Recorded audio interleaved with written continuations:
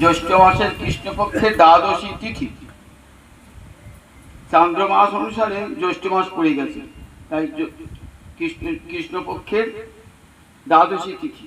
এই তিথিটি আমাদের কাছে বড় আরাধ্য তিথি, কারণ এই তিথিতে আবির্ভূত হয়েছিলেন চৈতন্য লীলার ব্যাস বৃন্দাবন দাস। এই কাছে কাটোয়া নিকটি দেনুরে সিপার দেনুরে আবির্ভূত হয়েছিলেন হরিশহর কুমার অর্থে।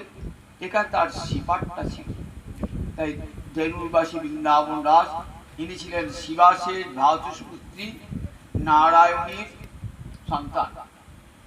পিতার নাম ছিল বৈকুণ্ঠ, মায়ের নাম ছিল নারায়ণী। পিতার মৃত্যুর পর তার জন্ম হয়েছিল।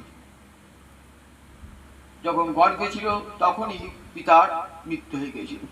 পরে এসে তিনি নিতাই চাঁদের কৃপা প্রাপ্ত হন এবং এই সিপার দেনুরে তার সিপার স্থাপন করেন।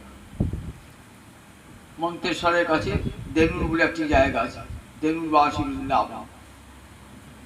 এই বৃন্দাবন দাস চৈতন্য ভাগবতে বলছেন, ভাগবতে পরিচয় দিচ্ছেন, চতুর্বেদ দধি ভাগবত নবনীত, মথিলেন সুখ খাইলেন পরীক্ষিত।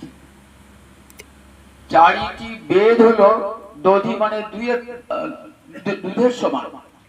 দধি মানে এখানে দুধ, আর সেই দুধ থেকে কি ওঠে? মাখন ওঠে। বলেন শ্রীমদ ভাগবত হলো সেই দুধের মাখন। দেখুন শ্রীমদ ভাগবতের কতখানি মহামহিমা, যে চতুর্বেদ দধি ভাগবত নবনীত। কে মন্থন করেছিলেন? বলছেন ভাগবত রচনা মন্থন করেছিলেন কে? বৃন্দাবন দাস,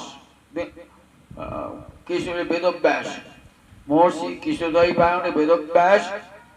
তিনি এই দুগ্ধ মন্থন করে এই অমৃত জগৎকে উপহার দিয়েছেন ভাগবত। শ্রীমদ ভাগবত দ্বাদশটি স্কন্ধে 18,000 শ্লোকে এই ভাগবত রচিত।